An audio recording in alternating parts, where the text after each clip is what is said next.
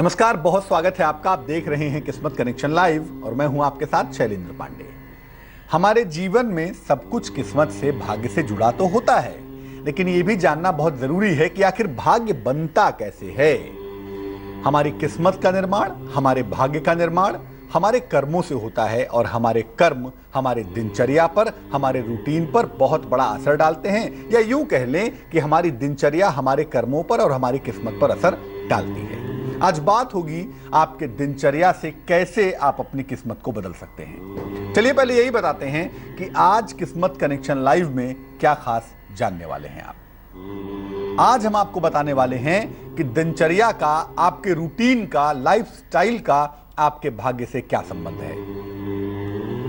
दिन के किस पहर में, किस समय में कौन सा काम करना चाहिए ताकि आपको फायदा हो। यह नहीं कि जब मन किया खा लिया, जब मन किया सो गए। और किन किन चीजों को अपने रूटीन में, अपने दिनचर्या में अगर हम शामिल करें, कुछ बातों का ध्यान रखें तो फायदा होगा। इसके अलावा आज का निरोगी भव, मनी मंत्र, वास्तु टिप, ये तमाम खास बातें भी जो कि आपके नियमित स्तंभ हैं, इनकी भी चर्चा करेंगे।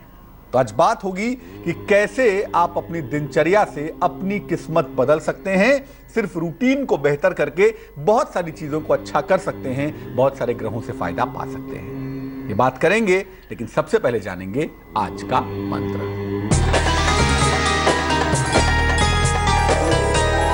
आज का मंत्र आकाश तत्व का बीज मंत्र है। एक अक्षर का मंत्र हंग। हंग आकाश तत्व का बीज मंत्र है। इस मंत्र को अगर हम एक्सप्लेन करें तो इसको एक्सप्लेन करेंगे, हंग बीजम गगनम ध्यायेत निराकारम बहुप्रभम ज्ञानम त्रिकाल विश्वम ऐश्वर्यम अरिमादिकम। त्रिकाल विश्व का ज्ञान और ऐश्वर्य प्राप्त करने का जो अक्षर है वो हंग है। इसीलिए कहते हैं ना, हंग हनुमते नमः, क्योंकि आकाश में उड़ते हैं हनुमान जी, आकाश तत्व के अधिष्ठाता हैं। जब भी जीवन में ऐसा लगे कि आपको त्रिकाल विश्व का ज्ञान प्राप्त करना है, जन्म जन्मांतर की उपलब्धियां चाहिए, या जीवन में अपूर्व भक्ति चाहिए, ऐश्वर्य चाहिए, सिर्फ ये अक्षर आपकी सहायता कर सकता है। हंग हंग हंग हंग। इसका जप अगर नियमित रूप से किया जाए तो निसंदेह ज्ञानम त्रिकाल विश्वम ऐश्वर्यम अरिमादिकम, त्रिकाल विश्व का ज्ञान और ऐश्वर्य आपको आसानी से मिल जाएगा। चलिए विषय पर आते हैं। हमने कहा कि दिनचर्या से आप अपनी किस्मत को बदल सकते हैं, आप अपने भाग्य को सुधार सकते हैं। आखिर दिनचर्या का आपकी किस्मत से, आपके रूटीन का, आपके लाइफस्टाइल से क्या संबंध है, क्या मामला है। देखिए, दिन में कुल मिलाकर 8 पहर होते हैं। 3-3 घंटे का एक पहर होता है और इस तरह से 24 घंटे तकरीबन हो जाते हैं। हर पहर पर किसी ग्रह का प्रभाव होता है, किसी पर सूर्य का, किसी पर चंद्रमा का, किसी पर मंगल का, किसी पर बुध का। हर पहर पर किसी न किसी ग्रह का प्रभाव होता है और हर पहर के अंदर कुछ शुभ गुण भी होते हैं और कुछ अशुभ गुण भी होते हैं। अपनी दिनचर्या को इस पहर के हिसाब से अगर हम एडजस्ट करें, खाने का समय, सोने का समय, जगने का समय, नाश्ते का समय, पूजा साधना का समय, अगर हम इन पहरों के हिसाब से एडजस्ट करें, जिस पहर में जिस ग्रह के गुण हैं, अगर उसके हिसाब से अपनी दिनचर्या को हम चलाएं, ले चलें, तो निसंदेह आप उस ग्रह को मजबूत कर पाएंगे और आपका भाग्य ताकतवर हो जाएगा। यानी सही समय का सही इस्तेमाल अपने दिनचर्या में आपको करना है और सही प्रयोग करके आप हर ग्रह को तो ठीक कर सकते ही हैं, भाग्य को तो बेहतर कर ही सकते हैं। इसके अलावा जो बेहतर चीज है वो है आपका स्वास्थ्य। सही समय पर सही काम करने से, सही रूटीन में रहने से आपका स्वास्थ्य भी बेहतर होगा और जैसा पहले बताया कि भाग्य तो बेहतर होगा ही होगा। इसलिए आपको समय के हिसाब से, पहर के हिसाब से अपने रूटीन को, अपने दिनचर्या को बेहतर करना पड़ेगा। सबसे पहले जानते हैं प्रातः काल के समय के बारे में। आप प्रातः काल किसको कहते हैं? आप प्रातः काल कहते हैं सुबह 5-6 बजे को? नहीं, प्रातः काल की जो शुरुआत होती है वो होती है सुबह भोर में 3 बजे से, और ये 6 बजे तक का जो वक्त होता है ये प्रातः काल का वक्त होता है। अगर हम टेक्निकली देखें, तकनीकी रूप से देखें, तो ये चौथा पहर है और रात का अंतिम पहर भी इसको कह सकते हैं। चौथा पहर भी है दिन का और रात्रि का अंतिम पहर है, लेकिन ये बेसिकली प्रातः काल का समय होता है, शुद्ध रूप से सात्विक समय है और आध्यात्मिक कार्यों के लिए सर्वोत्तम होता है। कोई भी आध्यात्मिक आदमी, कोई भी स्पिरिचुअल आदमी जो ध्यान करता है, साधना करता है या ईश्वर की उपलब्धि करना चाहता है, उसके लिए यह वक्त बहुत ज्यादा कीमती है। 3 से 6 बजे का समय इतना ज्यादा इंपॉर्टेंट है कि कहते हैं इसको ब्रह्म मुहूर्त है, यानी ईश्वर की उपलब्धि का मुहूर्त है। ब्रह्म का मतलब ईश्वर, परम ब्रह्म। तो इस समय का जो प्रयोग है वो उठने में करना चाहिए। एक तो जल्दी उठिए, अगर आप जल्दी सो के उठें, 3 बजे से 6 बजे के बीच में सोकर उठ जाएं, तो इससे बढ़िया कुछ भी नहीं होगा। आपको विशेष सफलता मिलेगी, यानी नींद किसी भी स्थिति में 6 बजे के पहले अपनी पूरी कर ले आप। अब ऐसा नहीं कि 3 बजे सो के उठे, 4-5 बजे तक पूजा की, 6 बजे खाने बैठ गए, ये भी मत करिएगा। इस समय में ब्रह्म मुहूर्त में खाना पीना खाने से बचना चाहिए। बेहतर यही होगा कि इस समय में सो के उठ जाइए, अपना पलंग छोड़ दीजिए, उठ जाइए, पूजा उपासना करिए, स्नान कर लीजिए। और अगर इस समय में शिवलिंग पर जल चढ़ाया जाए, यह एक अकाट्य नियम है कि सुबह 3 बजे से 6 बजे के बीच में उठ जाइए, स्नान कर लीजिए। स्नान करके अगर शिव जी को आप जल चढ़ाना शुरू करें नियमित रूप से 3 से 6 के बीच में, तो जीवन की हर समस्या दूर कर सकते हैं। लेकिन उसके लिए आपको 3 बजे उठना पड़ेगा, ब्रह्म मुहूर्त का पालन करना पड़ेगा। चलिए 3 बजे नहीं उठ सकते, 5 बजे तो उठ सकते हैं ना, तो 3 से 6 के बीच में उठने की कोशिश करिए। बहुत सारे फायदे आपको वैसे भी होंगे। इसके बाद क्या करेंगे? सो के उठ गए, नहा लिया, भगवान शिव को जल चढ़ा लिया, आप क्या करेंगे? प्रातः काल के बाद का जो समय है यह होता है 6 बजे से 9 बजे का समय। यह 5वां पहर भी कहा जाता है। 6 से 9 का जो समय है यह 5वां पहर है। इसकी शुरुआत होती है सुबह के 6 बजे से तकरीबन 9 बजे तक, जिसको कि 5वां पहर कहा जाता है। इसको दिन का पहला पहर भी कहते हैं। दिन का पहला पहर है और कुल मिला जुला के 5वां पहर भी इसको कहते हैं। यह सात्विक भी होता है और राजसिक भी होता है। निगेटिव तो बिल्कुल नहीं होता। 6 बजे से 9 बजे का समय बिल्कुल भी निगेटिव नहीं होता। सात्विक भी होता है और राजसिक भी होता है। नकारात्मक तो यह बिल्कुल भी नहीं होता। 6 बजे से 9 बजे के समय में बिल्कुल आपको उठ जाना है, सोएंगे नहीं आप। इस समय में सोना अच्छा नहीं होता, आयुष्य के लिए तो बिल्कुल भी नहीं होता। उम्र के लिए, स्वास्थ्य के लिए, लंबी आयु के लिए इस समय में सोना बिल्कुल नहीं चाहिए। इस समय में उठ जाना चाहिए। इस समय में 6 बजे से 9 बजे के बीच का जो समय है, उस समय में क्रोध मत करिए, शांत रहिए और घर में गंदगी बिल्कुल मत फैलाइए। घर को गंदा मत करिए। सुबह सुबह का पहला पहर है ये, ब्रह्म मुहूर्त के बाद, तो घर को साफ सुथरा रखिए और घर में गंदगी मत फैलाइए, क्रोध मत करिए। इस समय में घर के हर कोने में सुबह 6 से 9 के बीच में, आप सुबह 3 से 6 में उठ गए, आपने स्नान कर लिया, शिव जी को जल चढ़ा लिया। उसके बाद जो 6 से 9 का समय है, इसमें आप घर के हर कोने में चंदन या गुलाब के सुगंध वाली अगरबत्ती या धूप बत्ती जलाइए। घर में आपके सुख और शांति आएगी, घर में शांति होगी। और इस समय में पूजा जरूर कर लीजिएगा। सुबह 6 से 9 का जो समय होता है वो बिल्कुल परफेक्ट समय होता है पूजा के लिए। हालांकि 3 से 6 का समय तो सर्वोत्तम है, लेकिन फिर भी अगर मान लिया आप 5:30 बजे उठे हैं, तो ऐसी दशा में 6 से 9 के बीच में पूजा जरूर कर लीजिए, पूजा उपासना कर लीजिए, साधना कर लीजिए। और उसके बाद अन्न ग्रहण कर सकते हैं। नाश्ता करने का एक समय सुबह 6 से 9 के बीच का हो सकता है। तो सुबह 3 से 6 के बीच में आप उठ गए, 6 से 9 के बीच में आपने पूजा उपासना की और यहां से नाश्ता वाश्ता करके रेडी हो गए। नाश्ता नहीं भी किया तो कम से कम पूजा उपासना जो है, आपकी जो पूजा पाठ है, वो 6 से 9 के बीच में निपटा लीजिए। इसके बाद का जो समय होता है वो मध्याह्न यानी दोपहर के पहले का समय होता है। और यह समय होता है, इसकी शुरुआत होती है सुबह के 9 बजे से दोपहर के 12 बजे तक। सुबह 9 बजे से दोपहर के 12 बजे तक का जो समय है, यह मध्याह्न के ठीक पहले का समय है। शुद्ध रूप से रजोगुणी पहर होता है। रजोगुण का मतलब होता है मेहनत वाला समय, जिसमें कर्म किए जाते हैं। शुद्ध रूप से प्योरली रजोगुण का समय होता है। और 9 से 12 के बीच में अगर हम देखें तो इस समय बॉडी की एक्टिविटी बढ़ जाती है। इस समय शरीर की कार्य शक्ति काफी ज्यादा ताकतवर हो जाती है। इस समय में फल खाना चाहिए। 9 से 12 का जो समय है बहुत अच्छा होता है फल खाने के लिए। ऐसा कहते हैं कि 12 बजे के पहले जो फ्रूट्स होते हैं वो सोना होते हैं। Fruits are gold before 12। तो जो फल हैं वो सोने के समान, गोल्ड के समान फल देते हैं। तो बेहतर होगा कि 9 से 12 के पहले जो समय है, 9 से 12 का जो समय है, इसमें आप फल खाइए और काम करिए। इस समय में मांगलिक कार्य करने से बचना चाहिए। बेहतर यह होगा कि इस समय में मांगलिक कार्य आप ना करें और साथ ही पेड़ पौधे भी इस समय में नहीं लगाने चाहिए। इस पहर में अगर आप हनुमान जी को लाल फूल चढ़ाएं तो आपको संपत्ति का फायदा मिलेगा और कर्जे से आपको राहत मिलेगी। तो 9 से 12 का जो समय है उसमें आप फल खाइए, नाश्ता भी कर सकते हैं। अगर थोड़ा देर हो गया है कोई बात नहीं, नाश्ता कर लीजिए। फल जरूर खाइएगा 9 से 12 के बीच में, और फल खाने के साथ साथ आपको काम करना है। यहां से आपका एक्शन शुरू हो जाएगा। आप ऑफिस जाते हैं, नौकरी करते हैं, बिजनेस करते हैं, 9 से 12 के बीच में काम की शुरुआत करिए और दम के डट के काम करिए। इस समय में नया काम शुरू नहीं करना चाहिए, और ये जो समय होता है वो मंगल का प्रधान समय होता है। इसीलिए इस समय में अगर आप हनुमान जी की पूजा करें, ज्यादा कुछ नहीं करें तो कम से कम हनुमान जी को एक लाल फूल चढ़ा लें, हनुमान चालीसा पढ़ लें। ऐसा एक नियम अगर आप डेवलप कर लें तो आपको संपत्ति का लाभ भी होगा और कर्जे से राहत भी मिल पाएगी। तो आप 3 से 6 के बीच में उठ गए, 6 से 9 के बीच में पूजा पाठ कर लिया और 9 से 12 के बीच में नाश्ता फल खा के काम करना शुरू कर दिया। अब समय है मध्याह्न का, दोपहर का।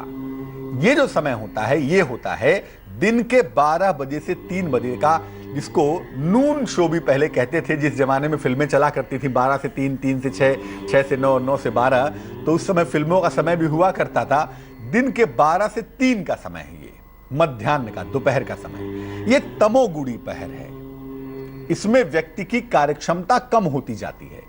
12 बजे के बाद से व्यक्ति धीरे धीरे धीरे धीरे थकना शुरू हो जाता है। धीरे धीरे उसकी जो इंटेंसिटी है काम करने की वो घटती जाती है। यह समय सबसे उत्तम होता है जिसमें आप भोजन करते हैं। भोजन करने का सबसे बढ़िया समय यही है। 12 बजे से 3 बजे के बीच में आप दोपहर का भोजन कर लीजिए, कर ही लेना चाहिए। 3 बजे के बाद भोजन करने का कोई मतलब नहीं होता, इसलिए कोशिश करिए कि 12 से 3 के बीच में आपका भोजन हो जाए। भोजन करने के बाद थोड़ा आराम कर सकते हैं, लेकिन आराम का मतलब सोएंगे नहीं। इस समय में सिर्फ थोड़ा सा विश्राम कर लीजिए, 5-10 मिनट कुर्सी पर लेट जाइए, पलंग पर लेट के बस अपने शरीर को थोड़ा सा रेस्ट दे सकते हैं, लेकिन सोइएगा नहीं। भोजन करके आराम कर लीजिए। और इस समय में 12 से 3 का जो समय है, इसमें आपको नहाने से भी, स्नान करने से भी बचना चाहिए। अब अगर आप पूछें कि विशेष क्या करेंगे, तो 12 से 3 का जो समय होता है उस समय में अगर आप भगवान कृष्ण की उपासना करें, चूंकि ये समय सूर्य और मंगल को बहुत हद तक रिप्रेजेंट करता है, तो अगर संतान उत्पत्ति में समस्या आ रही है तो इस समय में भगवान कृष्ण की पूजा करने से संतान उत्पत्ति की कोई भी समस्या दूर की जा सकती है। तो सुबह 3 से 6 के बीच में आप उठ गए, 6 से 9 के बीच में आपने पूजा उपासना की, घर में सुगंध फैलाया, अगरबत्ती जलाई। 9 से 12 के बीच में आप नाश्ता किए और काम करना शुरू कर दिए, और काम करते करते फिर 12 से 3 के बीच में समय निकाला आपने और आपने भोजन कर लिया, लंच कर लिया। अब जो बाकी का समय है उसमें क्या करेंगे? दिनचर्या आपकी चल रही है, अभी आगे बढ़ रही है, दोपहर तक हम पहुंच चुके हैं, 12 से 3 का समय हम बिता चुके हैं। अब 3 से 6 के बीच का जो समय होगा, मध्याह्न के बाद का जो समय होगा, आफ्टरनून का जो समय होगा, उसमें क्या करेंगे वो भी आपको बताएंगे। लेकिन फिलहाल एक दर्शक से बात करते हैं। हेलो, नमस्कार पंडित जी। जी नमस्कार। मैं सुमन बोल रही हूँ, अंडमान पोर्ट ब्लेयर से। जी जी, मुझे मेरी शादी के बारे में जानना है। जन्म की तारीख क्या है आपकी? जी 15 फरवरी 1989। समय बताइए। जी शाम के 5:45। कहाँ पे जन्म हुआ है? जी पोर्ट ब्लेयर में ही। अभी आपने कोई रत्न पहना हुआ है, कोई स्टोन पहना हुआ है? जी नहीं नहीं नहीं। और आपको जानना है आपका विवाह कब होगा? जी सुमन जी, जो आपकी कुंडली हमारे सामने बनकर आ रही है, इस कुंडली में सबसे जो मुश्किल स्थिति है वो मंगल की है। मंगल जहां आपका बैठा हुआ है वहां से करियर में, पैसे में, धन में तो आपको फायदा देगा, लेकिन कहीं ना कहीं ये मंगल आपके विवाह में विलंब भी कर सकता है। हालांकि अगर कोशिश की जाए तो 2016 में शादी की थोड़ी सी संभावना बनती है, 2016 के अंत में। नहीं तो ज्यादा संभावना यही है कि 2018 में आपकी शादी हो पाएगी, उसके पहले हो पाना कठिन है। क्योंकि मंगल आपका दूषित है, मंगल आपका पीड़ित है, मुश्किलें बढ़ा रहा है। इसलिए मंगल को बेहतर करने के उपाय करें ताकि आपका विवाह भी बेहतर हो सके और आपकी आर्थिक दशाओं में भी सुधार हो सके। एक मूंगा बनवा लीजिए, 12 से 14 रत्ती का मूंगा तांबे की अंगूठी में, दाहिने हाथ की अनामिका अंगुली में, रिंग फिंगर में। मंगलवार की प्रातःकाल धारण करना आपके लिए बहुत शुभ होगा। इसके अलावा रोज सुबह और रोज शाम को एक एक बार बजरंग बाण का पाठ करने से भी आपको लाभ होगा। अगर ये आप नियमित रूप से करें तो आपको फायदा होगा। और जहां तक संभव हो सुमन जी, काले रंग के वस्त्र इस्तेमाल करना आप कम करें, क्योंकि शनि जहां आपका बैठा है वहां से आपका दिमाग खराब करेगा, हड्डियों की समस्या देगा। तो काले रंग का इस्तेमाल आप कम करें, मूंगा धारण करें और बजरंग बाण का पाठ करें, निसंदेह फायदा होगा। चलते हैं गुड़गांव और बात करते हैं रविंद्र जी से। रविंद्र जी, स्वागत है आपका, बताइए। आचार्य जी। जी नमस्कार, बताइए। हाँ आचार्य जी, मुझे अपने भविष्य के बारे में पता करना था। डेट ऑफ बर्थ क्या है आपकी? मेरी 18/4/1954। 18/4/1954। समय बताइए। सुबह सुबह 2:30। और कहाँ पे जन्म हुआ है? हिसार में। कहाँ पे? हिसार हरियाणा में। हरियाणा। हाँ जी, पूछिए क्या सवाल है। आचार्य जी, धन की पोजीशन कैसी रहेगी भविष्य में, और मेरा आगे प्रोफेशनल लाइफ कैसी रहेगी? वैसे तो मैं रिटायर हो गया हूँ, लेकिन आगे बिजनेस भी मैं कर सकता हूँ, नहीं कर सकता हूँ, इस तरह की। आपकी जो कुंडली हमारे पास बन पा रही है, इस कुंडली में अगर वर्तमान की स्थितियां हम देखें तो हम कहेंगे कि आपकी आर्थिक दशा वर्तमान में सामान्य है, न बहुत अच्छी है न बहुत बुरी है। लेकिन ये जरूर है कि फरवरी से आपके सितारे बदल रहे हैं और फरवरी के बाद से आपकी माली हालत, आपकी आर्थिक स्थिति लगातार बेहतर होती हुई दिखाई देगी। अभी के लिए 2 उपाय करने की मैं आपको सलाह दूंगा। पहला काम तो यह है कि रोज सुबह सूर्य देव को जल चढ़ाइए, बहुत जरूरी है आपके लिए, ताकि आपका स्वास्थ्य ठीक रहे, सेहत में कोई दिक्कत परेशान ना करे। इसके अलावा सुबह 108 बार, शाम को 108 बार गायत्री मंत्र का आप जप करेंगे यथाशक्ति रुद्राक्ष की माला से। इससे भी आपको लाभ होगा। हड्डियों में अगर कोई समस्या होती है, कोई दिक्कत होती है, तो डॉक्टर से कंसल्ट कर लीजिएगा, उसमें लापरवाही मत कीजिएगा। तो हम बात कर रहे हैं कि आपकी दिनचर्या को ठीक करके, आपके रूटीन को अच्छा करके हम कैसे आपके भाग्य को बेहतर कर सकते हैं, आपको स्वस्थ रख सकते हैं और किस्मत वाला बना सकते हैं। ये बात करते रहेंगे, लेकिन फिलहाल जान लेते हैं आज के निरोगी भव में क्या है खास।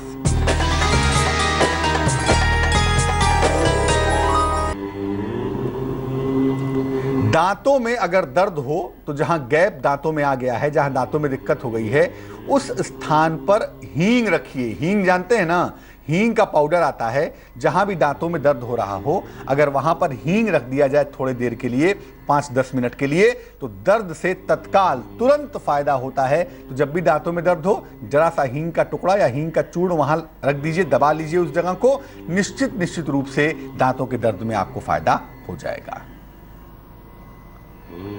वक्त तो चला है एक छोटे से ब्रेक का। ब्रेक के बाद आएंगे तो आपको बताएंगे कि जो बाकी बचे हुए समय हैं, दोपहर के 3 बजे के बाद का जो समय है, उसमें क्या करेंगे ताकि किस्मत चमक जाए, और किन किन बातों का ध्यान रखेंगे। ये तमाम बातें करेंगे कि भैया सुबह 3 बजे से लेके दोपहर के 3 बजे तक आप क्या क्या करेंगे, समय कैसा कैसा होता है, किस किस तरह के फायदे उठाएंगे। अब आपको बताएंगे आगे का समय कैसे बिताएंगे और दिनचर्या को कैसे बेहतर करेंगे। लेकिन उसके पहले जान लेते हैं क्या है आज का वास्तु टिप। अपने शयन कक्ष को, बेडरूम को सुगंधित बनाए रखिए। अब मैं नहीं कह रहा हूं कि 24 घंटा जलाए रखिए ताकि वो अजीब सा लगने लगे, नहीं, थोड़ा परफ्यूम छिड़किए, धूप बत्ती जलाइए, हल्की सी भीनी सी खुशबू आपके बेडरूम से आनी चाहिए।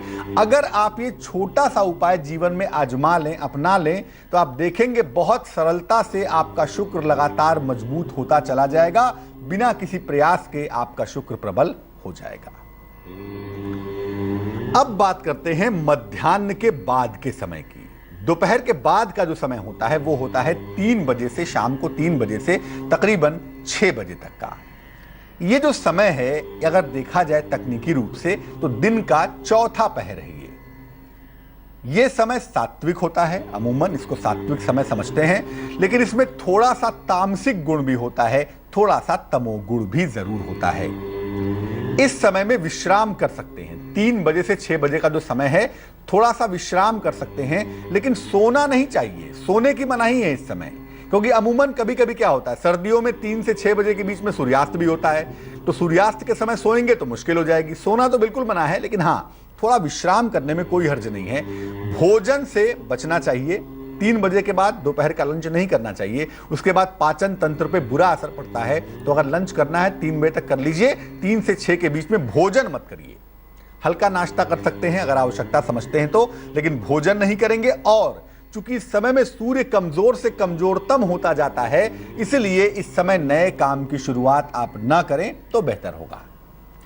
इस समय एक काम बहुत अच्छा हो सकता है, वो हो सकता है पुस्तकों का अध्ययन करना। 3 बजे से 6 बजे का जो समय है, इस समय में अगर आप किताबें पढ़ते हैं, पुस्तकों का अध्ययन करते हैं, कैसी भी किताबें हों, उससे आपको फायदा होगा। फल खाने से फायदा होगा, फल भी खा सकते हैं इस समय। दोपहर के बाद जो फल हैं वो चांदी के समान फल देते हैं, सिल्वर की तरह फल देते हैं, तो खाने में कोई हर्ज नहीं है। इस समय भी आप फल खा सकते हैं या मट्ठे का सेवन कर सकते हैं। 3 बजे से 6 बजे के बीच का जो समय है, अगर आपने 3 बजे तक लंच कर लिया है तो 3 से 6 बजे के बीच में आप फल खा सकते हैं या मट्ठे का सेवन कर सकते हैं। यह आपके लिए बेहद अच्छा होगा, बहुत स्वास्थ्यवर्धक होगा। इस समय में 3 बजे से 6 बजे के बीच में, खासतौर से जब ये समय खत्म होने लगे 6 बजे के आसपास, अगर आप पौधों में जल डालें, अपने घर में पौधे लगाए होंगे, पार्क में चले जाइए, जहां भी पेड़ पौधे हैं, अगर वहां पे आप जल डालें तो माता पिता का संबंध बच्चों के साथ बहुत मधुर रहता है। तो 3 से 6 बजे के बीच का समय अक्सर ऐसा होता है कि हम काम में व्यस्त हो जाते हैं, लंच नहीं कर पाते। कोशिश करिए कि लंच का टाइम 3 बजे से ज्यादा क्रॉस ना हो, और 3 बजे तक अगर क्रॉस हो गया तो कुछ हल्का फुल्का खा लीजिएगा, फल खा लीजिएगा, मट्ठा पी लीजिएगा, लेकिन खाना मत खाइएगा 3 से 6 के बीच में, बिल्कुल भी नहीं, वरना आपका पाचन तंत्र खराब होगा। और इस समय में आप कोशिश करिए कि भैया पौधों में जल डाल दीजिए, पौधों की सेवा कर लीजिए, ताकि आपका संबंध बच्चों के साथ मधुर रहे। अब बात करते हैं संध्या काल के समय की। संध्या काल की शुरुआत होती है शाम को 6 बजे से 9 बजे की। 6 बजे से 9 बजे के बीच का जो वक्त है, ये संध्या काल का समय है। इसको रात का पहला पहर भी कहते हैं। शाम को 6 बजे से रात के 9 बजे तक ये बेहतरीन समय होता है, शुभ समय होता है, और इसमें पूजा उपासना का विशेष महत्व बताया गया है। अमूमन गोधूली वेला जो होती है, जो संधि काल का समय होता है, सूर्य जब अस्त हो रहा होता है, वो यही वक्त होता है। 6 से 9 के बीच में ही तो होता है ये सब। इसलिए इस समय में संधिकाल भी होता ही है, और चूंकि संधिकाल होता है इसलिए इसमें पूजा उपासना का विशेष महत्व भी देखा गया है। इस समय में भी भोजन करना और सोना वर्जित होता है। 6 से 9 के बीच में तो सोना बिल्कुल मना है, मजबूरी है, तबीयत खराब है, रात की ड्यूटी करके आए हैं या बहुत थके हुए हैं तो बात दूसरी है। अन्यथा 6 से 9 के बीच का जो समय है उसमें सोना नहीं चाहिए। ऐसा मानते हैं कि उस समय में माँ लक्ष्मी की कृपा होती है, वो समय प्रकाश करने का समय होता है। अगर आप सोते रहेंगे तो किस्मत भी आपकी सोती रहेगी। तो शाम को 6 से 9 के बीच में कोशिश करिए कि भैया सोइए नहीं, भोजन तो बिल्कुल भी मत करिए। 6 से 9 के बीच के समय में अपने घर के पूजा स्थान पर घी या तिल के तेल का दीपक जरूर जलाइए। यह प्रकाश का वक्त होता है। इस समय में अगर आप प्रकाश पैदा करते हैं, प्रकाश देते हैं या प्रकाश का प्रयोग करते हैं तो आपके लिए बेहद शुभ होता है। जीवन में प्रकाश अपने आप चला आता है। इस समय में संध्या पूजा करनी चाहिए। जो भी आप पूजा साधना करते हैं, मंत्र का जप करते हैं, जिस भी देवी देवता की उपासना करते हैं, ये समय उसके लिए बहुत मुफीद है, बहुत अच्छा समय है। आप इस समय में संध्या पूजा कर सकते हैं। और ये समय ऐसा समय होता है 6 से 9 के बीच का, जिस समय में शंख और घंटे की आवाज करनी चाहिए। शंख बजाइए, घंटे की आवाज करिए, मंत्रों का उच्चारण करिए। यानी शब्द जब निकलेंगे मंत्रों के साथ, जब शब्द आपके मुंह से इस समय में निकलते हैं और साथ में शंख और घंटे की आवाज आती है, तो यकीन मानिए आप ही नहीं, जो जो इसको सुनता है, जिसके जिसके कानों में ये ध्वनि जाती है, वो सब पवित्र हो जाते हैं। श्रद्धाया हेलयावा, श्रद्धा से सुनता है उसकी भी, और जो अवहेलना से सुनता है उसकी भी भलाई होती है। अगर संध्या पूजा की जाए, इस समय शंख और घंटे की आवाज की जाए, तो 6 से 9 के बीच में पूजा जरूर करिएगा। भले ही 10 मिनट खर्च करिए, लेकिन भगवान की शरण में रहिएगा। अब बात करते हैं रात के समय की। रात की शुरुआत तकनीकी रूप से देखें, हम टेक्निकली देखें तो रात के 9 बजे से 12 बजे तक की होती है। रात की शुरुआत 9 बजे हो जाती है। यह समय तामसिक भी होता है और राजसिक भी होता है, यानी निगेटिव भी है और कुछ हद तक सेमी पॉजिटिव भी है। तामसिक और राजसिक समय है, लेकिन पूरी तरह से नकारात्मक समय नहीं है, पूरी तरह से निगेटिव समय नहीं है। 9 से 12 का जो समय है, इस समय में चूंकि तमस थोड़ी सी ज्यादा होती है, राहु और शनि का प्रभाव ज्यादा होता है, इसलिए इस समय में नए चीजों की खरीदारी नहीं करनी चाहिए, बिल्कुल भी नहीं। रात में 9 से 12 के बीच में नई चीजों की खरीदारी मत करिए। मजबूरी है, कोई जरूरत आ गई तो बात अलग है, वरना कोशिश करिए कि नई चीजों की खरीदारी रात में 9 से 12 के बीच में मत करिए। यह समय फूल और पौधों को स्पर्श करने का नहीं होता। कहा तो यहां तक गया है कि 9 से 12 के समय में फूल पौधों को छूइए भी मत, डिस्टर्ब भी मत करिए। लेकिन मैं ये कहूंगा कि भाई 9 से 12 का समय फूल पौधों के लिए, वृक्षों के लिए भी विश्राम का समय होता है। उनके पत्ते तोड़ना, उनको डिस्टर्ब करना अच्छा नहीं होता, इससे आप पाप के भागी बनते हैं। 9 से 12 का समय शुरू होता है, उसी समय आरंभ होने के साथ यानी 9 से 10 के बीच में तकरीबन आपको भोजन कर लेना चाहिए। इस समय के आरंभ में ही भोजन कर लेना बेहद अच्छा होता है, बेहद शुभ होता है। और जब यह समय समाप्त होने लगे तकरीबन 11-12 बजे के आसपास, उस समय तक सो जाना चाहिए। भोजन और शयन में 2 घंटे का अंतर रखिए, तो बेहतर है कि 9 बजे खाना खाइए और 11:30-12 तक सो जाइए। अगर यह नियम आप बना लें तो यकीन मानिए जो सबसे बड़ी समस्या आजकल पैदा हो रही है ओबेसिटी की, मोटापे की, वो आपको रात वाले टाइम को सेट करने से सेट हो जाएगी। 9 से 9:30 के बीच में भोजन करिए और 10:30 से लेकर 11:30-12 तक सो जाइए, माने 12 के पहले सो जाइए।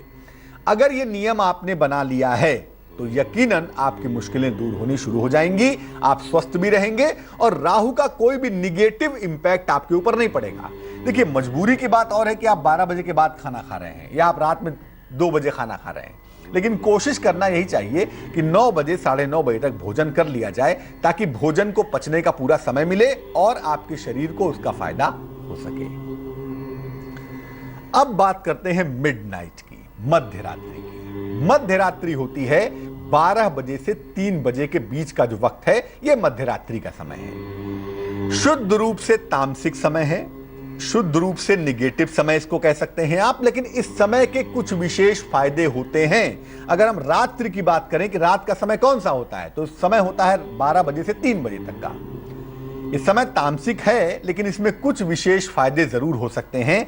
इस समय में स्नान बिल्कुल भी नहीं करना चाहिए। रात में 12 से 3 का जो वक्त है, उस समय में नहाना वर्जित है। इस समय में स्नान करने से आप बीमार पड़ सकते हैं, आपकी तबीयत खराब हो सकती है। और अगर बहुत जरूरी ना हो, मजबूरी ना हो, तो रात में मध्यरात्रि में भोजन भी नहीं करना चाहिए। ऐसा कहते हैं कि मध्यरात्रि में राक्षस भोजन करते हैं, दैत्य भोजन करते हैं, तो भैया मध्यरात्रि में भोजन भी मत करिए। इस समय में विश्राम करिए, सबसे बढ़िया होगा। 9 बजे खाना खाया, 10 बजे सोने चले गए और सोते रहिए। इस समय में विश्राम करिए, सोइए। यह समय सोने के लिए बना है। रात को ईश्वर ने प्रकाश कम कर दिया है, दिन को प्रकाश बढ़ा दिया है। वो इसीलिए ऐसा किया है ताकि आप रात में सोइए। ईश्वर मूर्ख नहीं है कि उसने एक सिस्टम बनाया कि भैया दिन में काम करो, प्रकाश होगा, ऊर्जा होगी, और रात की ऊर्जा कम कर दी कि आप विश्राम करिए। तो बेहतर यही है कि रात में सो जाइए। मध्यरात्रि का समय सोने के लिए ही होता है। अगर कुछ विशेष करना चाहते हैं तो मैं बता दूं कि जो मध्यरात्रि का समय होता है वो प्रार्थना का समय भी होता है। अलग अलग धर्मों में मध्यरात्रि की प्रार्थना की विशेष महिमा बताई गई है। हिंदू धर्मशास्त्र क्या कहते हैं? शिव की पूजा रात्रि में होनी चाहिए, शिवरात्रि होती है। देवी की पूजा रात्र में होती है, नवरात्रि होती है। यानी मिडनाइट की जो पूजा है वो अत्यंत विशेष होती है, लेकिन वो भी तभी हो पाएगी जब आप शांत होंगे, प्रसन्न होंगे, स्वस्थ होंगे, तब जाके आप मध्यरात्रि में पूजा कर सकते हैं, ध्यान साधना कर सकते हैं। लेकिन ये नहीं कि जगे हुए हैं और टेलीविजन देख रहे हैं, लैपटॉप पे गेम खेल रहे हैं, मोबाइल पे गेम खेल रहे हैं, ये सब नहीं। या तो सोइए और या तो साधना करिए, तभी इस समय का फायदा उठा पाएंगे। अन्यथा इस समय में कुछ करने से काम नहीं होगा। बेहतर यही है, सो जाइए, वरना जग जाइए और भगवान की पूजा करिए। तो अलग अलग समय का आपके जीवन में अलग अलग इंपॉर्टेंस है। उस समय के हिसाब से अगर आप जीवन चलाएंगे, अब मान लिया 3 से 6 के बीच में आप सो के उठ गए, बृहस्पति प्रबल हो जाएगा। 6 से 9 के बीच में आपने पूजा पाठ कर ली, आपने उस समय घर को सुगंधित कर दिया, बुध शुक्र प्रबल हो जाएंगे। 9 से 12 के बीच में नाश्ता करके काम करना शुरू किया, मंगल अच्छा हो जाएगा। 12 से 3 के बीच में काम कर रहे हैं, लंच कर लिया, सूर्य पुनः अच्छा होगा, मंगल भी अच्छा होगा। 3 से 6 के बीच में फल खाया, मट्ठा पिया, किताब पढ़ी, थोड़ा सा विश्राम किया, इससे आपका चंद्रमा बेहतर होगा। 6 से 9 के बीच में पुनः पूजा उपासना की, संध्या की, शंख बजाया, मंत्र जपा, घंटी बजाई, इससे आपका बृहस्पति शुक्र बुध तीनों ठीक हो जाएंगे। और रात में 9 से 12 के बीच में भोजन किया और विश्राम करने चले गए। शुक्र शनि राहु और केतु ये चारों बेहतर हो जाएंगे। और 12 से 3 में सोते रहेंगे तो बहुत ही अच्छा है। और अगर 12 से 3 के बीच में आप थोड़ा सा समय निकालते हैं, निद्रा की कुर्बानी देते हैं और थोड़ी सी साधना करते हैं, पूजा करते हैं, तो आपके सारे के सारे ग्रह बेहतर होने शुरू हो जाएंगे। तो दिनचर्या को टाइम के हिसाब से अगर आप सेट करें तो 9 के 9 ग्रहों से फायदा पाएंगे, स्वस्थ रहेंगे, प्रसन्न रहेंगे। और स्वस्थ रहने के अलावा हमने लिखा है ना पीछे, दिनचर्या से बदलो किस्मत, यानी अगर आप टाइमिंग्स का ध्यान रखेंगे, चीजों को सिस्टम में ले आएंगे तो यकीनन दिनचर्या से आपकी किस्मत बदल जाएगी। निशा जी से बात करते हैं, जुड़ रही हैं हमारे साथ कोलकाता से। जी बताइए। जी प्रणाम। जी नमस्कार। पंडित जी, मुझे पूछना था कि मेरे पति की जन्म तारीख है 8:42 PM, 5 मई 1975। 5 मई 1975 रात में 8:42। कहाँ पे? जी, कोलकाता में ही।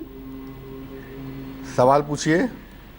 इस सवाल पूछना था कि पंडित जी, मेरे पति ने ऐसे ड्राइवर की छोटी मोटी नौकरी करते हैं और खुद का दुकान है, उसमें इलेक्ट्रॉनिक्स का सामान का रिपेयरिंग का काम करते हैं। तो ड्राइवर का काम ज्यादा करते हैं, तो अभी वो सोच रहे हैं कि खुद का एक गाड़ी अगर ले लेते पंडित जी, मगर हो नहीं पा रहा है। सोच रहे कर्ज लेके करे, लेकिन वो भी नहीं हो पा रहा है पंडित जी। तो होगा कि नहीं होगा, जरा बता देते। कुंडली आपके पतिदेव की वृश्चिक लग्न की बनती है हमारे पास, राशि इनकी कुंभ दिखाई दे रही है, महादशा बुध की, अंतरदशा भी बुध की, और बुध इस कुंडली के लिए फेवरेबल प्लेनेट नहीं है। ज्योतिष के हिसाब से गाड़ी खरीद पाना इस समय बड़ा कठिन दिख रहा है और मैं सलाह भी नहीं दूंगा कि गाड़ी खरीदी जाए। अगर इसकी सलाह दी भी जाती है तो अगले साल जुलाई के बाद दी जाएगी। तब तक जो गाड़ी की ड्राइविंग करते हैं, जो अपना काम करते हैं, वही करने दीजिए, क्योंकि इस समय नया काम करने के परिणाम बेहतर नहीं होंगे, नुकसान ही होगा। और कर्जा नहीं मिल रहा है तो भगवान की कृपा है, क्योंकि अगर कर्जा मिल गया, काम नहीं चला तो पैसा डूब जाएगा। बेहतर यही है कि काम अगले साल के अगस्त के बाद अपना काम करेंगे, तब तक ऐसे ही चलने दीजिए। ये चीज बेहतर हो जाए, उसके लिए आप अपने पतिदेव को एक माणिक के पहना दीजिए, रूबी, तकरीबन 4-5 रत्ती का माणिक के, तांबे की अंगूठी में, दाहिने हाथ की अनामिका उंगली में, रिंग फिंगर में, रविवार की प्रातः धारण करवाना बेहतर होगा। तो आज हमने बात की कि कैसे अपनी दिनचर्या को सही करके, बेहतर करके आप अपने जीवन को बेहतर बना सकेंगे, जीवन में आगे जा सकेंगे। आशा करते हैं कि इसका यथाशक्ति आप पालन करेंगे, स्वस्थ रहेंगे और तकदीर वाले भी बन जाएंगे। चलिए अब जान लेते हैं क्या है आज का मनी मंत्र। सुबह सुबह सूर्योदय के पहले उठने वाले व्यक्ति को धन का अभाव नहीं होता। जो व्यक्ति सुबह सूर्योदय के पहले सोकर उठता है, किस्मत से 2 पैसे ज्यादा पाता है। किस्मत में अगर 50% का भाग्य लिखा हुआ है और सुबह सूर्योदय के पहले उठेंगे तो वो भाग्य 70% हो जाएगा। आपको धन का अभाव नहीं होगा, आपका भाग्य बढ़ेगा और आपको कर्ज की समस्या कभी भी परेशान नहीं करेगी। तो आज के लिए किस्मत कनेक्शन लाइव में बस इतना ही। हम आशा यही करेंगे कि आप अपनी दिनचर्या को बेहतर बना के फिट रहेंगे, भाग्यवान रहेंगे और हां, देखते रहेंगे तेज। लेकिन आगे देखिए रिश्तों की अद्भुत कहानी संजय सिन्हा के साथ। नमस्कार।